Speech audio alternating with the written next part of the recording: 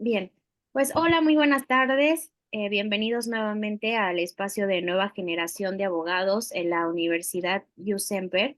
El día de hoy tenemos un tema muy interesante, que es cómo funciona el sistema electoral mexicano.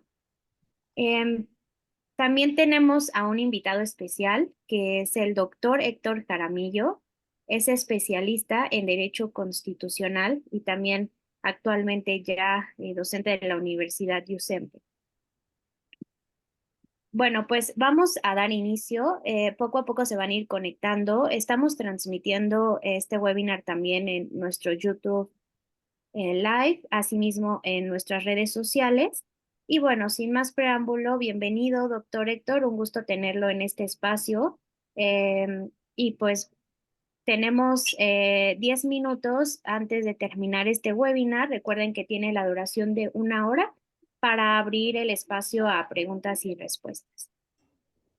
Sin más de mi parte, adelante, doctor Héctor, bienvenido nuevamente. Muchas gracias por haber aceptado la invitación. Muchas gracias a la Universidad Yu Semper y por supuesto a ustedes, a las personas que facilitan la oportunidad que hay de poder abrir un canal de diálogo en torno a temas relevantes del ámbito jurídico y por supuesto que en el diseño, en la construcción del Estado mexicano, hablar de cómo funciona el sistema electoral, pienso que es sumamente relevante. Por esa razón, agradezco mucho la oportunidad de poder abrir la conversación con ustedes en este tema. Muy bien, entiendo que hay que dar oportunidad o habrá, eso creo que no lo entendí muy bien, un espacio, algún tipo de pregunta o algo así. Es correcto, en este espacio tenemos preguntas y respuestas y poco a poco ya los participantes, digo, aunque no los estamos viendo nosotros, les podemos ir permitiendo el acceso y van a ir apareciendo en pantalla. De igual manera, ya sea que usted los visualice o nosotros se lo compartamos. Ok, ok, me parece muy bien. Bueno, pues miren ustedes, pienso que para poder entender cómo funciona el Estado mexicano es fundamental delinear cómo funciona el régimen de renovación del poder público que en nuestro modelo de Estado adoptamos en la forma democrática, en los procesos concurrentes cada determinado tiempo, para renovar el poder. De esta manera nosotros podemos identificar de forma muy clara la construcción del Estado, pues una división tradicional de poderes, ¿no? Es decir, un legislativo, un ejecutivo y un judicial. Y justamente es en los primeros dos donde interviene la parte electoral del asunto, la parte donde interviene una autoridad nacional electoral que además no está presente en todas las formas o tipos de Estado, ¿no? Por ejemplo, en los Estados Unidos no existe una autoridad nacional como lo existe en México, que es el Instituto Nacional Electoral. Eh, el modelo norteamericano simplemente son los Boards of Elections que tienen en cada estado, ¿no? En cambio, nosotros tenemos un sistema nacional de elecciones que engloba 32 organismos públicos locales electorales y el Instituto Nacional Electoral que absorbe algunas de las facultades que antes tenían los institutos electorales de los estados.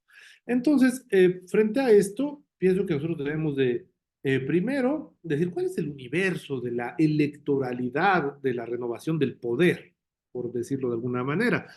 Bueno, el universo es más o menos el siguiente. Primero, el poder ejecutivo, unipersonal, que en el diseño constitucional mexicano exclusivamente le concede todas las potestades ejecutivas a una sola persona, la cual no tiene suplente, no tiene un órgano colegiado que forme parte de su poder, como en otras construcciones es posible, ¿no? Hay países donde hay un vicepresidente, por ejemplo, o hay poderes ejecutivos bipartitos, como en el parlamentarismo, donde una, hay una cabeza del Estado y hay un jefe de gobierno. Es decir, hay un jefe de Estado para la representación política exterior y hay un jefe de gobierno, jefe de gabinete, que regularmente la figura de primer ministro es el que se encarga de administrar los bienes del país. No, en el sistema mexicano es una sola y única persona que recibe el cargo de presidente constitucional de los Estados Unidos mexicanos.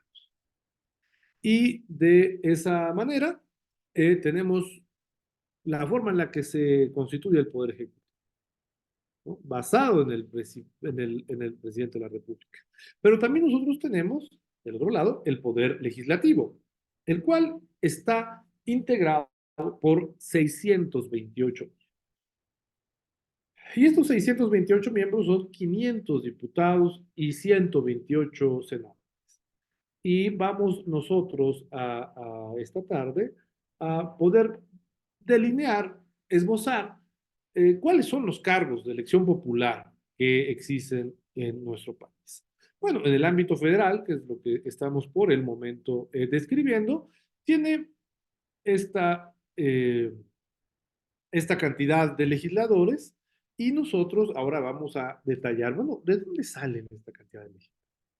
Bueno, en el Congreso de la Unión, como lo he descrito, hay dos cámaras, la Cámara de Diputados y la Cámara de Senadores, 128 en la Cámara Alta o Senado y 500 en la Cámara Baja o Cámara de Diputados, ¿no? Que es equivalente de la Asamblea de Representantes de Estados Unidos, de la Cámara de los Comunes en el Reino Unido o de la Dieta en Japón, etc. De la Asamblea Nacional, en el caso quizá de nuestros vecinos de Belice. Pero bueno, nuestra Cámara de Diputados, compuesta por 500 miembros, 300 están o han sido o se eligen por la categoría de la mayoría relativa. Esto significa que se eligen en un territorio. Nuestro país está dividido en 300 circunscripciones territoriales llamadas distritos electorales federales, en las cuales se elige por cada una un legislador. Y eso, eh, eso nos hace concurrir en los días de elecciones, que cada 3 años, a emitir nuestro sufragio, a votar por alguno de los candidatos que hayan postulado los diferentes partidos políticos. De tal manera que hay estados que, de acuerdo a su territorio, bueno, mejor dicho, a su población y a su nivel de electores, a su cantidad de electores, pues pueden tener muchos distritos. Y hay estados que por la misma razón pueden tener muy pocos distritos. Por ejemplo, en el caso de Colima, solamente hay 2 distritos, porque su población es bastante reducida. O en el caso de Baja California Sur, solamente hay 2 distritos. En el caso de Aguascalientes hay 2 distritos. Digo, 3 distritos en Aguascalientes. Pero en el caso del Estado de México, hay más de 40 distritos. Entonces, es algo que tiene que ver con la población. Pero bueno, imaginemos nuestro país dividido en 300 pedacitos. Y en cada uno de esos se elige o se vota a un legislador, se elige a un diputado. Ahora, ¿qué pasa con los otros 200? Ya tenemos 300 que votamos todas las personas de manera ordinaria, por ellos de manera directa, donde identificamos perfectamente el partido político y el nombre del candidato. Sin embargo, existen otros 200 y esos 200 son, este, los llamados plurinominales, aunque el término correcto, el término jurídico, el término entre abogados, son los legisladores de la representación proporcional. ¿Estos cómo se eligen? Bueno, aquí se tiene, la autoridad electoral tiene un manejo completamente distinto. A ver, de un lado la mayoría relativa con 300 distritos y del otro lado la representación proporcional con 5 circunscripciones. Es decir, se divide al país en 5 partes. Y estas 5 partes eh, se procede de la siguiente manera. Dependiendo el porcentaje de votación que haya tenido cada partido político en la circunscripción, es que se le va a asignar una cantidad de legisladores equivalente a ese porcentaje del total en la circunscripción. ¿Y esto qué significa? Bueno, pues verán ustedes, por ejemplo, la circunscripción 5 del Estado de México, que abarca, además del Estado de México, los estados de Michoacán y de Colima. En esta circunscripción se van a elegir 40 legisladores. Es decir, en cada una de las 5 circunscripciones se van a elegir 40 diputados. Y como 5 por 4 dan 20, pues son los 200 que nos hacen.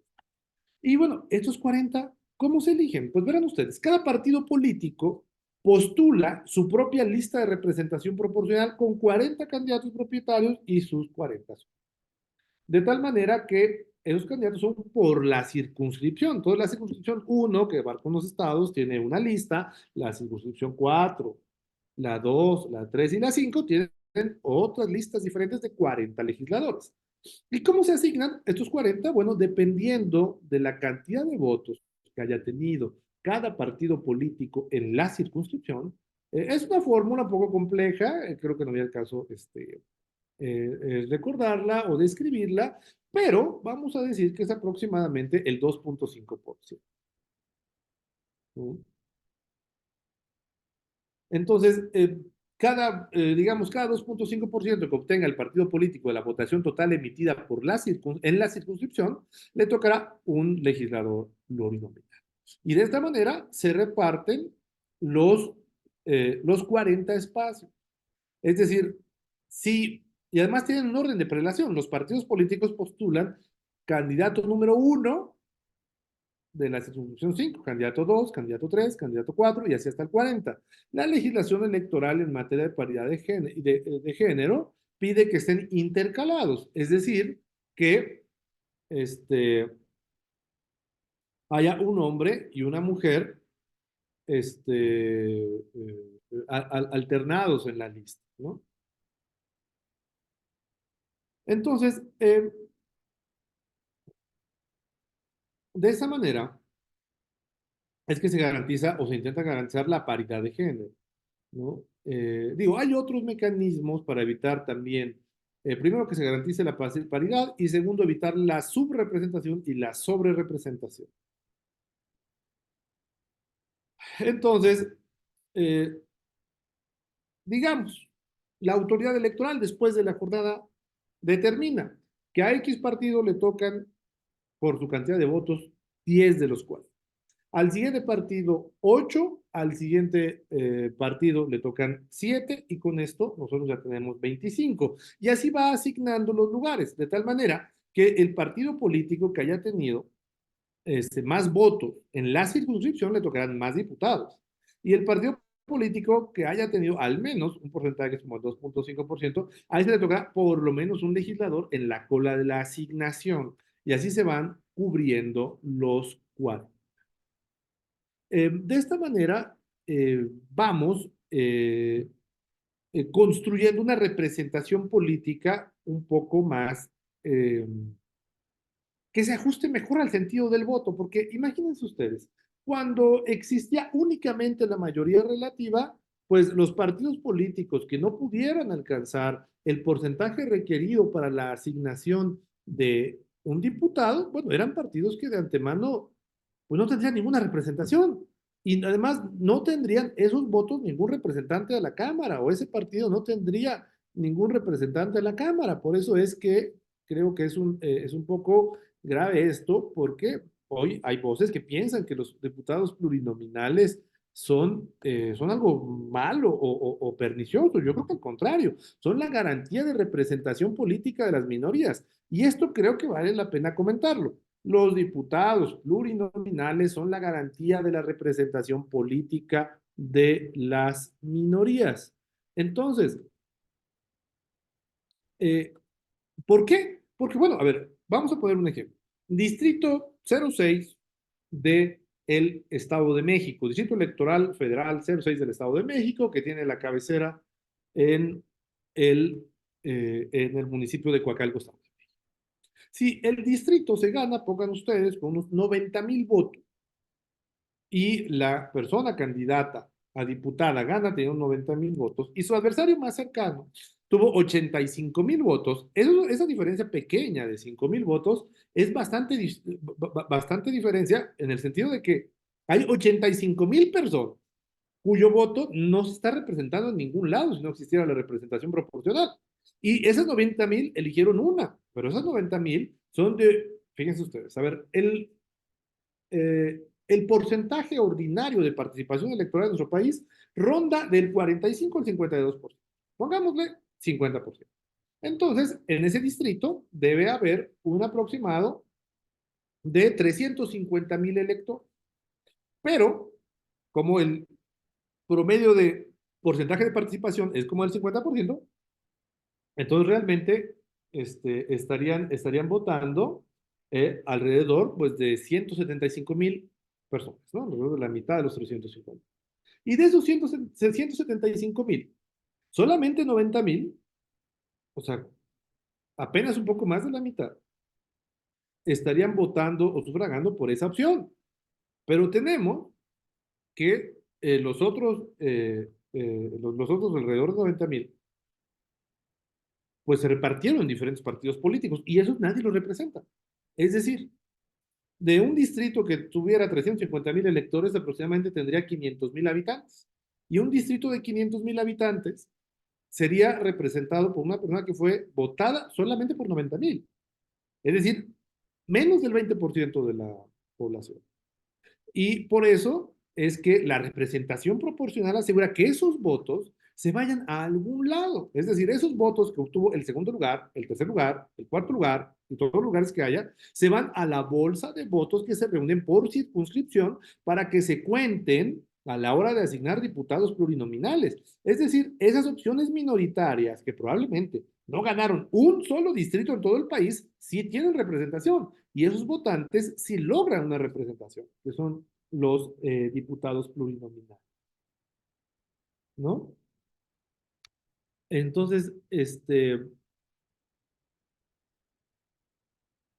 no sé si esto queda lo suficientemente claro, pero creo que es importante destacar que la representación proporcional tiene la relevancia de representar a las minorías.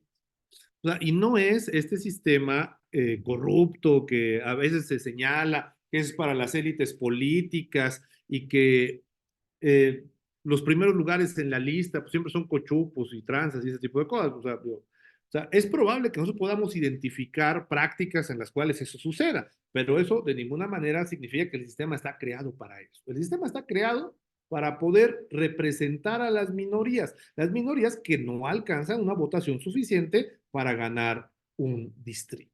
Bueno, eso es lo que concierne a la Cámara de Diputados y a la forma en la que se elige a cada uno de los 200 legisladores. Vamos a ir del otro lado, a la Cámara de Senadores. ¿Cómo se elige a estas 128 personas? Bueno, hablemos un poco de cuál es el origen del Senado. Miren, el origen de la Cámara de Diputados, digamos, esto es bastante relevante porque nos ayuda a entender por qué las cámaras legislativas funcionan como funcionan. La Cámara de los Comunes, digamos, es la referencia histórica más antigua que nosotros podríamos encontrar de cómo funciona un parlamento y en particular cómo funciona, bueno, de cómo funciona un parlamento en lo general y cómo funciona la Cámara de Diputados mexicana en lo particular. En el Reino Unido, cuando el nombre correcto del país, el Reino Unido de la Gran Bretaña y la Irlanda del Norte, que está conformado por diferentes naciones, como lo son Inglaterra, Gales, Escocia e Irlanda del Norte.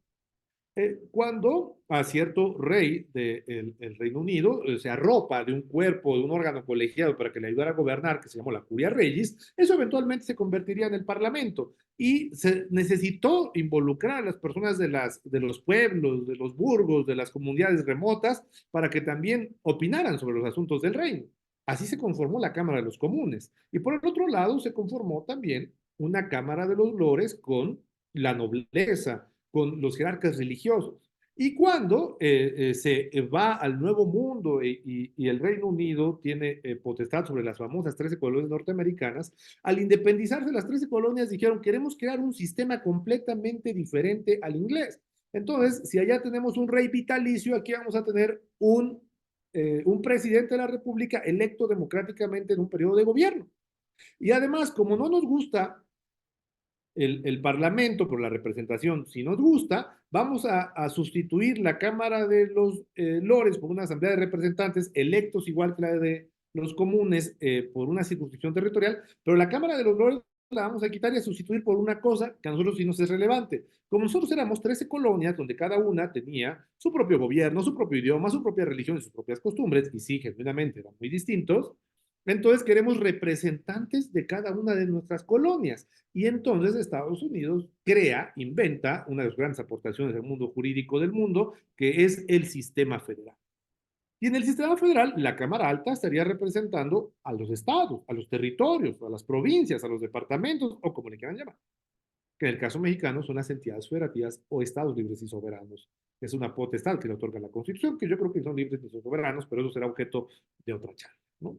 Entonces, pensando en eso, el Senado mexicano, que se construye como lo conocemos en la Constitución de 1824, en la del 57 lo borran, pero el presidente Juárez, el presidente Lerdo de Tejada, les es muy difícil gobernar con una Cámara unida y fuerte, que era cuando tuvimos en México el sistema unicameral, impulsan una reforma hacia 1880 y tantos para restablecer el Senado. Pero eso es una copia textual, literalmente, de la Constitución de finales del siglo XVIII que se instaura en Estados Unidos, ¿no? En este texto famoso emanado después de la Declaración de Independencia, de los artículos de la Confederación y la Unión Perpetua y finalmente la Constitución de los Estados Unidos de América. Pero de ahí lo retomamos, de la Constitución de 1824. Y esa es un poco la historia. Es decir, el Senado representa a los estados.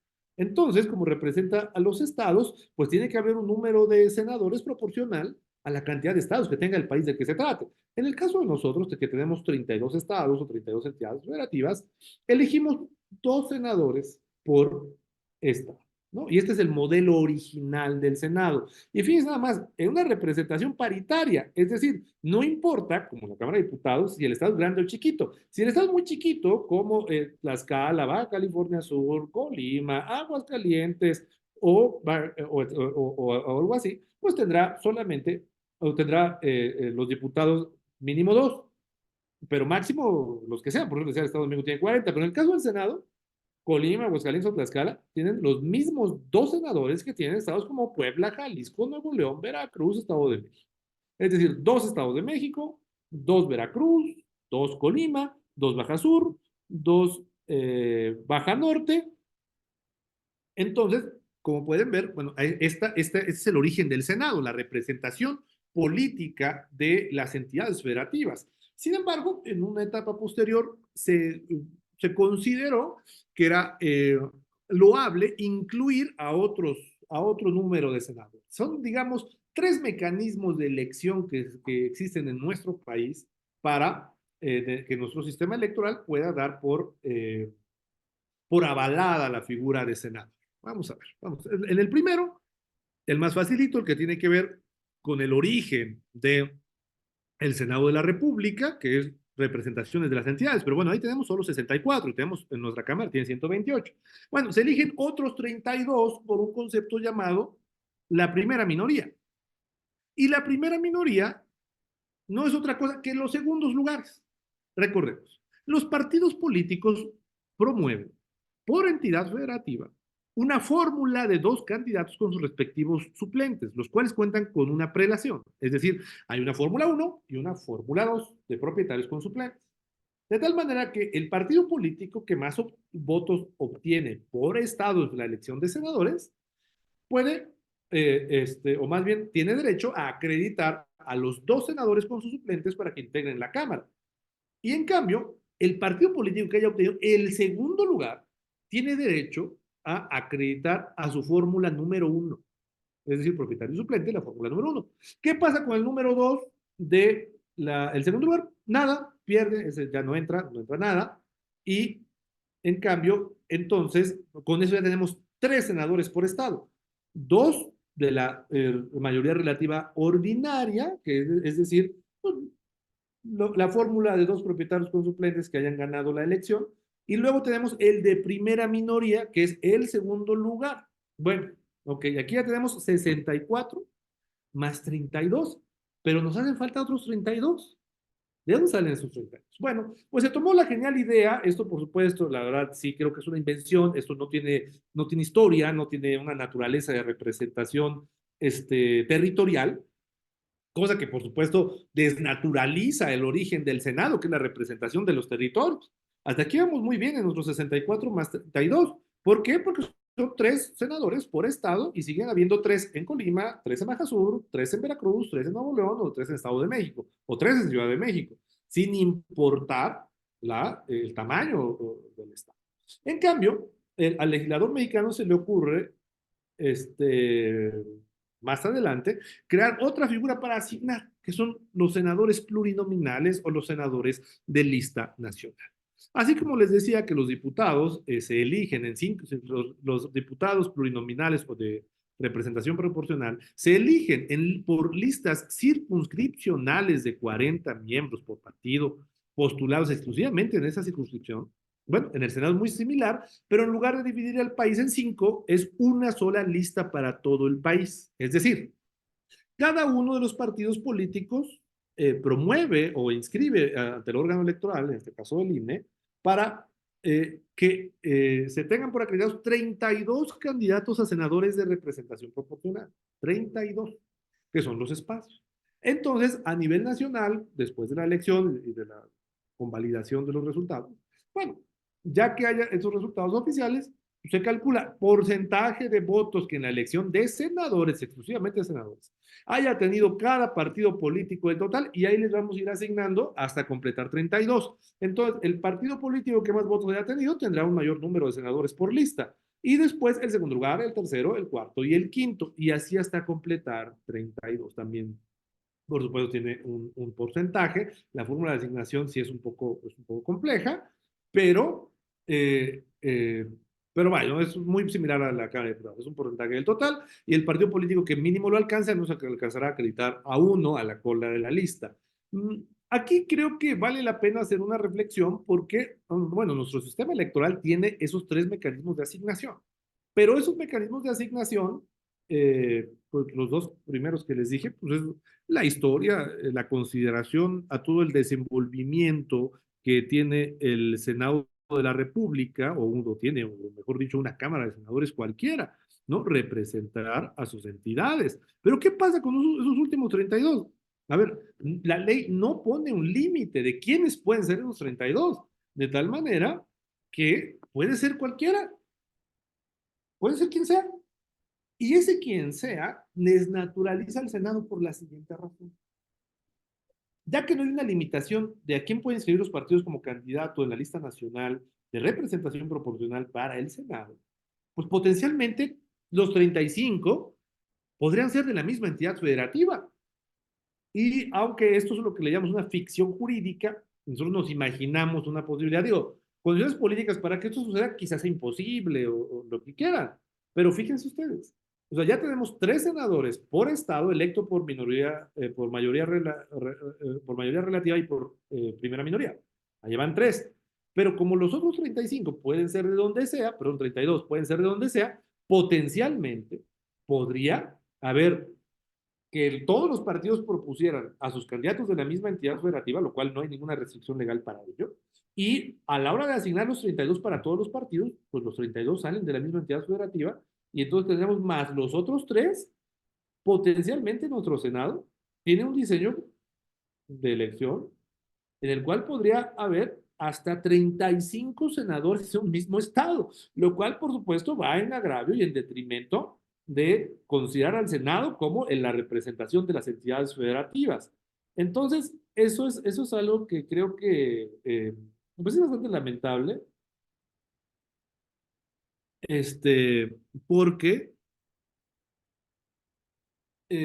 pues naturaliza la representación territorial del Senado, ¿no? Es decir, si en ese ejemplo, si en ese supuesto imaginario, todos los partidos políticos postularan para lista nacional, digamos, a ciudadanos colimenses, pues entonces Colima, que es un estado de una población pues, relativamente reducida, podría tener hasta 35 senadores.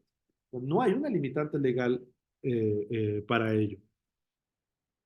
Entonces, eh, esa es la forma en la que se organiza nuestro Parlamento. Recapitulando, una Cámara de Diputados con 300 diputados electos por distritos uninominal y 200 electos a través de listas circunscripcionales en 5 circunscripciones territoriales que se asignan por el porcentaje total de la votación de cada partido en esa circunscripción. O sea, los 32 estados se organizan por circunscripción, ¿no? Es decir, hay pues, circunscripción 1, 2, 3, 4 y 5. Yo me acuerdo de la 5, que es donde yo soy del Estado de México, y en ella eh, solamente están Estado de México por su tamaño, Michoacán y Colima, ¿no? Entonces son estados relativamente con menos población.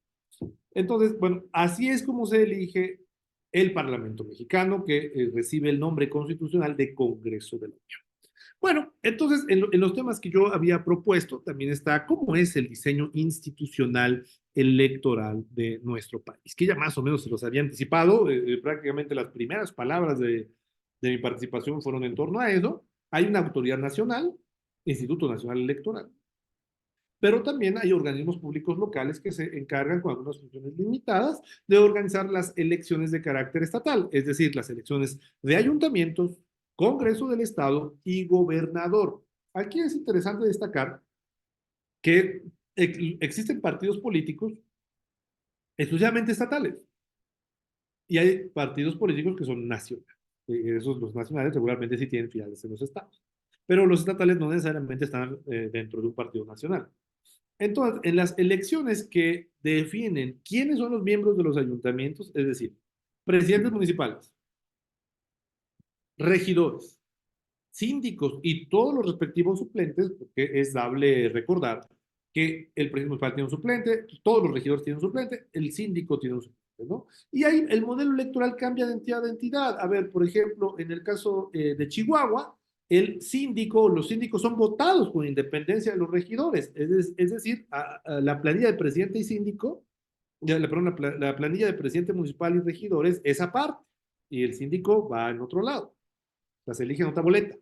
Pero en lugares como el Estado de México, por ejemplo, es una lista completa. Y ustedes concurren a votar en una boleta donde está presidente municipal, candidato a síndico, en algunos casos, candidato a primer síndico y candidato a segundo síndico. Luego, candidato a primer regidor, segundo regidor, tercer regidor, cuarto regidor. Ahorita les voy a explicar por qué las regidurías tienen una prelación.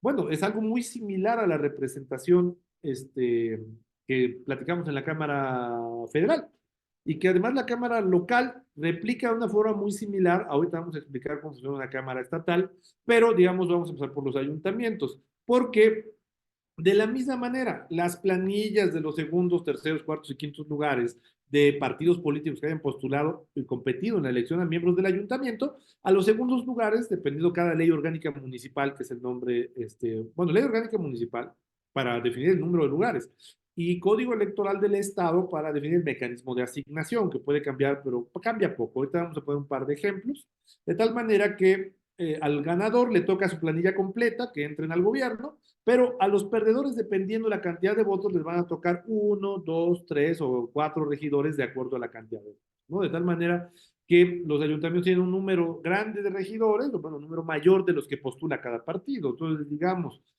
por ejemplo, el municipio del que yo soy, en Coacalco, Estado de México, son 9 regidores y cada partido postula solamente 5 y los otros 4 son de representación proporcional que se van asignando a segundo y tercer lugar y hasta el corresponde, ¿no? Entonces, también hay regidurías de representación proporcional y se asignan así. Ahora, en el caso del Estado de México, fíjense ustedes, eso es lo que sucede. La planilla de regidores va utilizando la prelación. Entonces, el órgano electoral determina que el segundo lugar le tocan 2 regidores.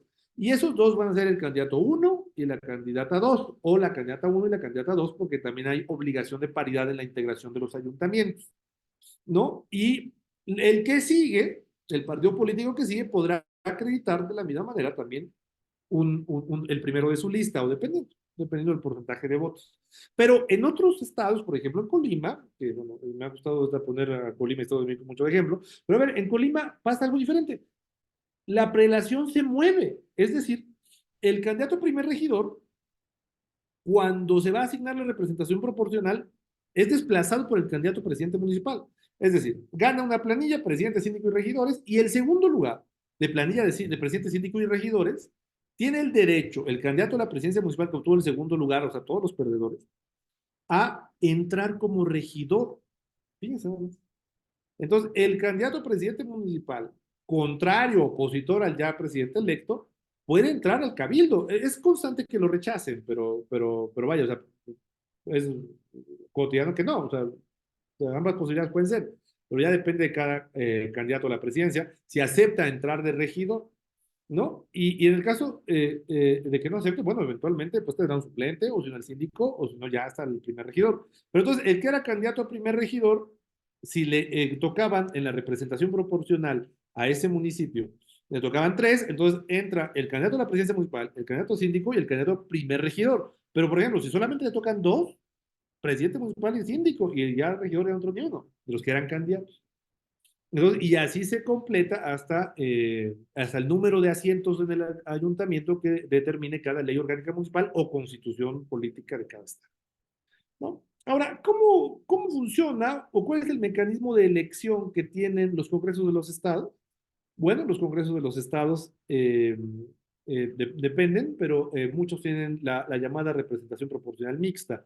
Entonces, bueno, tenemos la mayoría relativa, que es igualita a la federal. Al estado lo dividimos en un número de distritos y el que gane ahí, pues ya se va a la Cámara. Pero tenemos otra porción de la Cámara electa de forma plurinominal, de tal manera que los partidos también postulan una lista, pero se va intercalando. Entonces, la autoridad electoral dice, a ver, a este X partido le tocan 8 diputados. Entonces va uno de lista, uno de primera minoría de diputado local, que es el candidato que mejor porcentaje de votos haya sacado de ese partido a nivel estatal, ¿no? Entonces, es decir, en los distritos sale de un distrito, de un segundo lugar de un distrito. Es decir, en un distrito ganó un candidato y su segundo lugar, por ser un distrito, por ejemplo, de mucha población, ese entró en la lista plurinominal. Entonces, hay distritos que tienen 3 o 4 diputados del mismo distrito que compitieron contra ellos mismos. Entonces, en la representación proporcional estatal, las listas mixtas son uno de lista, uno de los segundos lugares más altos, y así, es decir, si le tocaron 8, va uno de lista, uno de distrito de segundo lugar, uno de lista, uno de distrito de segundo lugar, y así hasta completar. Entonces, más o menos así es el mecanismo de elecciones. Ahora, para describir de forma muy rápida las autoridades electorales, la máxima autoridad del INE es el Consejo General del Instituto Nacional Electoral, y que replica un Consejo General en cada uno de los organismos públicos locales, y además existen órganos temporales que de acuerdo a la legislación de cada estado, también hay municipales y distritales, que son ciudadanos que libre y espontáneamente deciden participar en la vigilancia y organización de las elecciones, ¿no? Eso lo diría en síntesis porque veo que el tiempo nos está apurando bastante.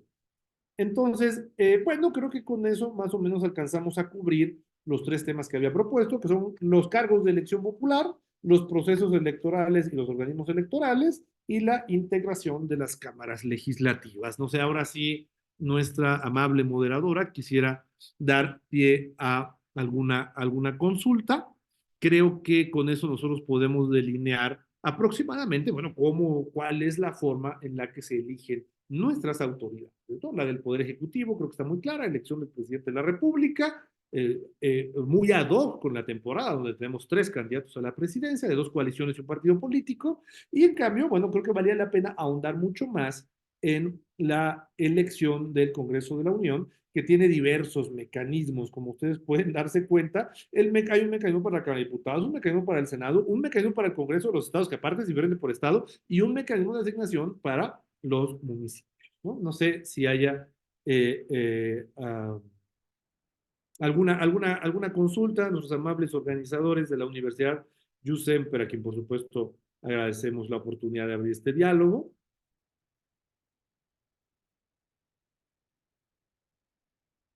No sé, aquí yo tengo una persona conectada, Joy. Hola, doctor. Pues aquí en las preguntas no tengo ninguna. No sé si alguno de nuestros participantes quiere hacer alguna pregunta, ya sea por escrito o que le abra el micrófono para hacérsela al doctor Héctor. Bueno, o si me lo permiten, en lo que es eso, a mí me gustaría entonces, bueno, abundar a lo siguiente, ¿no? Algunas iniciativas, este, que, algunas iniciativas que hay recientemente para innovar en materia electoral. Fíjense ustedes, nosotros vivimos en esta elección una cosa llamada elección concurrente. Esto significa que hay una elección federal que elige diputados, senadores y presidente de la República, pero al mismo tiempo tenemos elecciones de ayuntamientos, de congresos estatales y de gobernadores en varias de las entidades de la República. Entonces, cuando ustedes van a votar, regularmente se instalan dos casillas, una casilla para el proceso local, una casilla para el proceso federal. Y recientemente se está innovando para lograr una cosa llamada la casilla única. ¿Qué es la casilla única? Que ustedes puedan recibir todas sus boletas en en el mismo stand, en la misma mesa. Entonces, creo que eso vale la pena porque, bueno, facilita bastante la ejecución y no dobletea atribuciones, porque imagínense, eso requiere mucho más gasto porque es otra mesa, es otra estructura de capacitación a ciudadanos que salen insaculados de las mesas directivas de casilla. Y me interrumpen de ser necesario, ¿eh? Pau, Joy, nuestras organizadoras de la Universidad Giuseppe, por favor. Muchas gracias. Eh, de ser y además es un gasto de contratar a una estructura operativa, tanto de la elección estatal como de la elección federal. Entonces, esta innovación de la casilla única permite, primero, comodidad para el usuario, para el votante, para el elector, porque, bueno, anteriormente, la forma tradicional es, te ponen en el pulgar izquierdo en la tinta indeleble de una votación y en el otro la de otra y se marca dos veces la credencial del lector, es decir, se van duplicando funciones. Y en cambio, creo que con esta iniciativa de la casilla única, pues se facilita tanto para el votante como se optimizan recursos en la organización de una elección. Creo que esa es una innovación bastante relevante. Por otro lado, actualmente también ya se está promoviendo el voto, o bueno, la posibilidad de votar para personas que están privadas de la libertad sin una sentencia condenatoria que suprima con arreglo a la ley, que suprima con arreglo a la ley sus derechos políticos, ¿no? Entonces, eh, de esa forma, pues se está acercando a que en las cárceles haya un, eh, un espacio donde puedan votar las personas que están en prisión preventiva, pero que no están sentenciadas, es decir, no son culpables, nuestro sistema está basado en la presunción de inocencia, no son culpables de ningún delito, ¿no? Ok. Eh, sí, Tenemos una pregunta, ¿la podemos compartir? sí, por supuesto que sí. Perfecto. Bueno, preguntan, ¿qué opina de elegir a magistrados y jueces por voto? Bueno, creo que mi opinión es bastante ecléctica respecto de eso.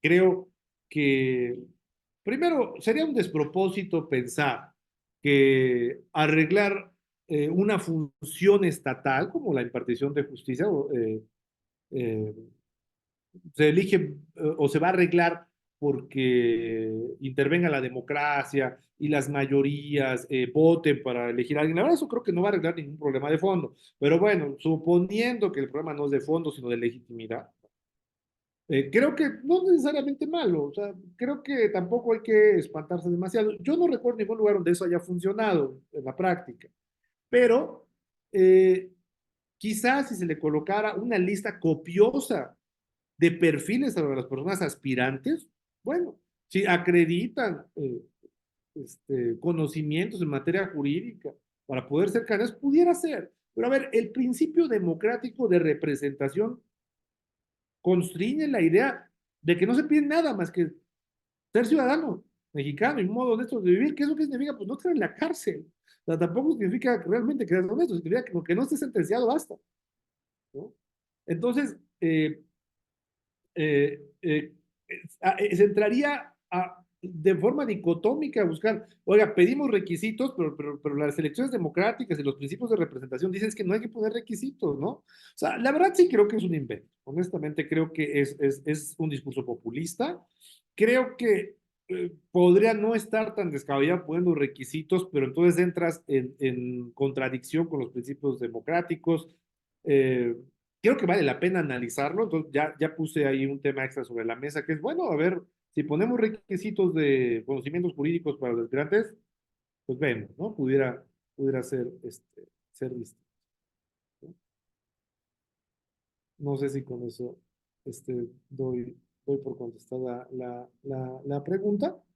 Y digo, lo mismo va para el caso de que también se ha puesto sobre la mesa la elección de los consejeros electorales para que se voten de manera popular, ¿no? Los consejeros electorales, tanto en los órganos públicos locales como en el Consejo General del INE, pues son prácticamente las cabezas de la institución, es el colegiado que encabeza la institución. Eh, Creo que supeditar a la popularidad de alguien al árbitro electoral, francamente pienso que también va en detrimento de los valores que tienen los órganos electorales en torno a la objetividad, a la imparcialidad y a poder bueno, desempeñar un trabajo honesto y transparente. Yo creo que eso lo complicaría muchísimo. A ver, recordemos que nuestra herencia histórica como sistema político viene del centralismo, desde el Huey Tlatoani, Tepacantecuti del México precolombino, hasta los virreyes novohispanos, el primer imperio, el primer presidente, el sistema presidencial, el segundo imperio. O sea, México siempre ha sido eminentemente centralista y esta noción de federación la copiamos de la Constitución norteamericana y en lugar de diferentes estados con diferentes idiosincrasia juntarse para crear una nación, nosotros descentralizamos el poder y le fuimos dando atribuciones que le aventamos a las entidades a lo largo del territorio. Entonces, pensando en eso, creo que todavía hay mucho que eh, evolucionar en torno a la conciencia que tengamos de una nación democrática que no necesita de esto, pero en una construcción en la que el presidente sí es preponderante. El presidente, no me refiero al actual, sino al sistema presidencial, es preponderante por la forma en la que influye en la designación de ministros y por la forma en la que él, como líder de partido, influye también en las elecciones estatales, ¿no? Sí, adelante, Pau. Gracias, doctor. Pues también tenemos otra pregunta de Jessica Itzel García Vera. Comenta, ¿sería buena opción reducir el número de partidos políticos como en Estados Unidos para que la democracia mexicana no cueste tanto? No, definitivamente no. Eh, Eso solamente crea polarización. A ver, aclarando, Estados Unidos es un sistema bipartidista por práctica política, no por determinación jurídica. Ahí existen más partidos y hay la posibilidad de ser candidato independiente. Existe el Partido Verde, el Partido no sé qué, o sea, hay como dos, tres partidos más. La cosa es que la gente no vota por ellos, porque el discurso dicotómico, maniqueo de blanco o negro, pues permea muy bien el electorado norteamericano, donde por práctica votan republicano, votan demócrata, ¿no? Me tocó ser observador electoral internacional la primera vez que Estados Unidos recibió extranjeros para observar sus elecciones en el 2016. Y puedo dar testimonio de que, bueno, a la gente le agrada este discurso polarizante y radical, ¿no? Y le agradó más en aquella elección. Entonces, no, yo creo que no. Creo que el número de partidos no es algo que necesariamente entraña temas de costos, tiene una asignación, eso es cierto. Pero, a ver, en Haití, por ejemplo, hay 70 candidatos presidenciales y eso no es necesariamente malo ni bueno, ¿no? Es el país el que tiene problemas. Yo no creo que haya que reducir la participación de partidos, por el contrario, creo que debemos de fortalecer a los partidos en abono de no caer ante la tentación caudillista, donde pensamos que las personas van a arreglar nuestros problemas por encima de las instituciones. Creo que por el otro lado hay que fortalecer el partidismo, ¿no? Hay que fortalecer a los partidos como instituciones, porque nuestra democracia está pensada para eso, ¿no? Creo que hay otra pregunta, ¿verdad?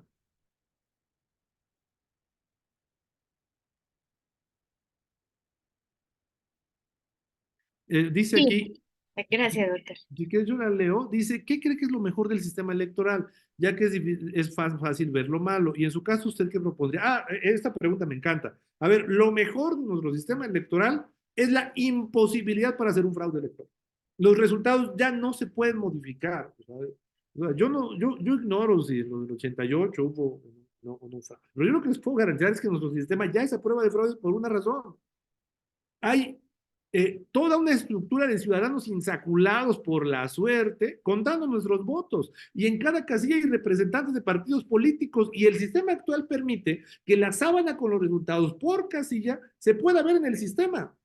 De tal manera que está muy fácil. Eso no se puede mover, no se puede alterar. A ver, en la casilla contigua número 2 de la sección 563 del municipio de Timilpan, en el Estado de México, y yo soy vivo ahí, por ejemplo, o sea, alguien que vive ahí, puede buscar en internet que la sábana electoral que está pegada fuera de la escuela primaria Morelos coincida con la que está en la base de datos de internet. Es decir, no es posible hacer un fraude, o sea, no, o sea, ¿cómo movemos los resultados? Por casilla. Ahora imaginen ustedes, son 5 ciudadanos apartidistas que fueron designados por una insaculación, por un sorteo, y aparte hay hasta 4 representantes partidarios en la mesa. Y en las coaliciones cada uno mantiene, es decir, ahorita que son 2 coaliciones de 3 partidos, cada coalición puede tener hasta 12 representantes en la casilla, porque son 2 propietarios con sus 2 suplentes, entonces por eso digo que son 4, porque bueno, potencialmente solo podrían hablar 2, pero igual está la bola ahí está. Entonces, que 20 personas que no se conocen, o sea, bueno, que sí se conocen porque viven en la misma colonia, pero que no participan ni en el mismo partido ni en la misma cosa, se pongan de acuerdo para modificar el resultado de la casilla, perdón, es irrisorio. Eso no se puede. O sea, no hay manera de meterle al sistema de alterar eso, porque está muy fácil de comprobar. Esta sábana que está en la sección Perenganito del distrito Perenganito, ¿está físicamente allá? Sí, sí está. Porque hay representación partidaria que también lo sube. Y bueno, aquí hacen otra pregunta, veo que se agota el tiempo, por eso me permito leerlas yo, con una disculpa para nuestro staff de la USEMPER. ¿Por qué cree que en el Senado no se ha pronunciado sobre la terna de sala superior? Pues como por 130 cargos no se ha pronunciado. El Senado tiene más de 130 designaciones, 150 designaciones de todo tipo de funcionarios, magistrados administrativos, magistrados electorales estatales, magistrados electorales de sala regional, magistrados electorales de sala superior. O sea, ahí hay una deuda muy grande. ¿Por qué? Por una línea política definitivamente en la cual pues, el Senado toma la decisión de faltar al deber que tiene de hacer las designaciones. ¿No? Es una causa política. No hay una razón jurídica. Por el contrario, la Suprema Corte incluso ya se ha pronunciado porque el Senado solvente los procedimientos de designación pendientes. ¿No? ¿Esto va a pasar cuándo? No lo sé. Creo que pasando la elección hay una oportunidad y si no, pues inmediatamente pasando la elección, tendrá que ser hasta que se integre la nueva legislatura. Esa sería mi respuesta.